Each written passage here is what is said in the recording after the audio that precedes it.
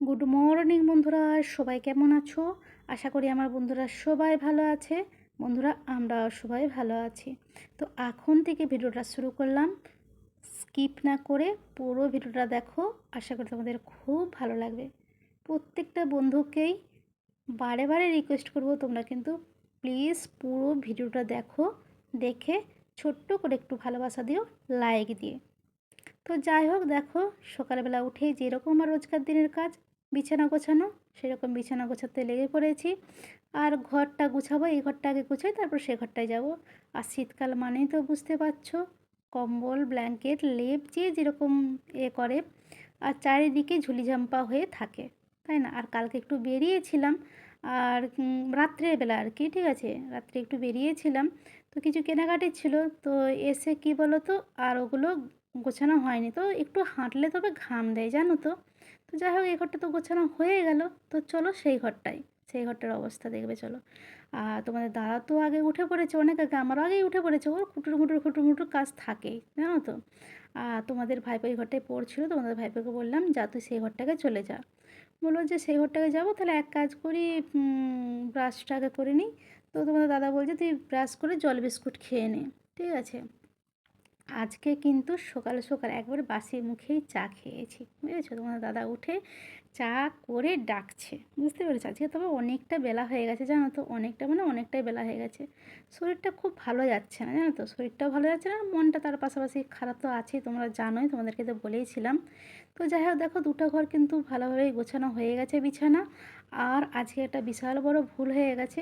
বিশাল বড় ভুল বলতে আমার কাছে বিশাল বড় ভুল যে আজকে আমি গরম জল বসাতে ভুলে গেছি। স্নান করতে আজকে আমার বিশাল কষ্ট হবে, জানো তো। ঠান্ডা জলে স্নান করা আমার কাছে বিশাল কষ্টের ব্যাপার এই শীতকালে।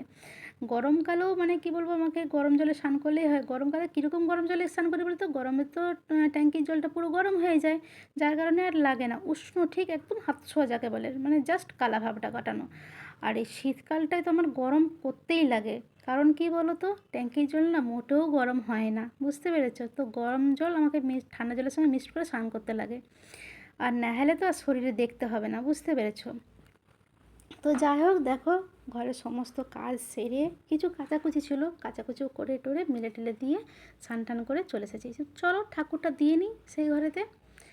এদিকে দেখো অলরেডি আমার ঠাকুর দেওয়াও হয়ে গেছে, ঠাকুর ফাকুর দিয়ে তারপরে চলে এসেছি রান্নাঘরে। আজকে বিশেষ কিছু খেতে ইচ্ছে করছে না, কিছুই খেতে ইচ্ছে করছে না। সকালবেলাটা কী বলো তো, বাসি মুখেই বলবো নাকি, চা খেয়েছি, চা বিস্কুট খেয়েছি। তোমাদের দাদা চলে গেছে দোকানে, আর ভাইপো চলে গেছে কলেজে। তো এইদিকে চলো কুটাকুটি করে রান্না কি করলাম দেখো। আজকে আমি বিশেষ কিছু রান্না করিনি গো। ফুলকপি, বরবটি, বিম আর শিম, আর কি বলো তো, বেগুন আলু দিয়ে ভাজা করেছি শুকনো লঙ্কা ফোড়ন দিয়ে, আর অল্প করে একটু ডাল করেছি। তোমাদের দাদার আর ভাইপোর কিন্তু এটা হয়েই যাবে, ভালোভাবেই হয়েই যাবে। আমি তো ডাল খাই না, তোমরা জানোই। তো যাই হোক, কিছু ঘরের কাজ রয়েছে, টুকিটাকি কাজগুলো করে নিয়ে তারপরে ভাত খাবো, বুঝেছো। তো চলো, সমস্ত কাজ হয়ে গেছে। কাজ বলতে কী বলো তো, ছাদে যে জামা কাপড়গুলো মেলে দিয়ে এসেছিলাম না, ওইগুলো তুলতে গিয়েছিলাম।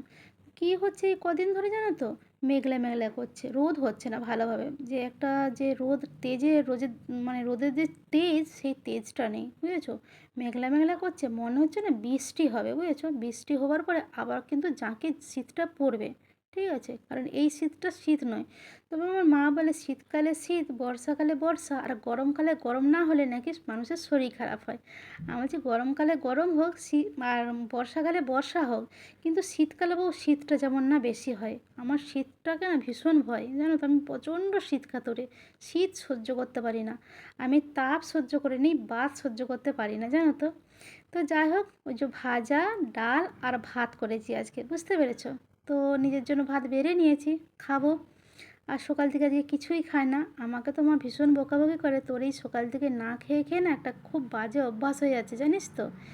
আর কি বলবো, মাকে বলি যে হ্যাঁ কী করবো। আর মায়েদের বাড়িতে গেলে কি হয় বলো তো, মা দেয়, খাওয়া হয়ে যায় ওখানেতে ঠিক খাওয়া হয়ে যায়। আর এখানে আমি কেন কলকাতা যখন চলে আসি, তখন আমি কেন খেতে পারি না জানি না। আর দেখো আমি যেহেতু ডাল খাই না, আমি কিন্তু ভাজাটুকু নিয়েই ভাত খেতে বসলাম, বুঝেছো? আমার কি বলো তো, মায়ের মতন অভ্যাস হয়েছে। আমার মাও না ডাল ঝোল মাখিয়ে খায় না, আমার মাও ডাল খায় না। কিন্তু আমার মা ডাল খায় কীরকম বলো তো, ভাতে মাখিয়ে খায় না, কিন্তু মা চুমুক দিয়ে খায়, বাটিতে নেবে, দিয়ে ভাত খাওয়ার শেষে বসে বসে ডালটুকুন খাবে। আমার আবার সেই অভ্যাসটুকুনও নেই। তবে এই ভাজাটুকুন কিন্তু আমার ভীষণ ভালো লাগে, জানো তো, ভীষণ ভালোবাসি এই ভাজাটা।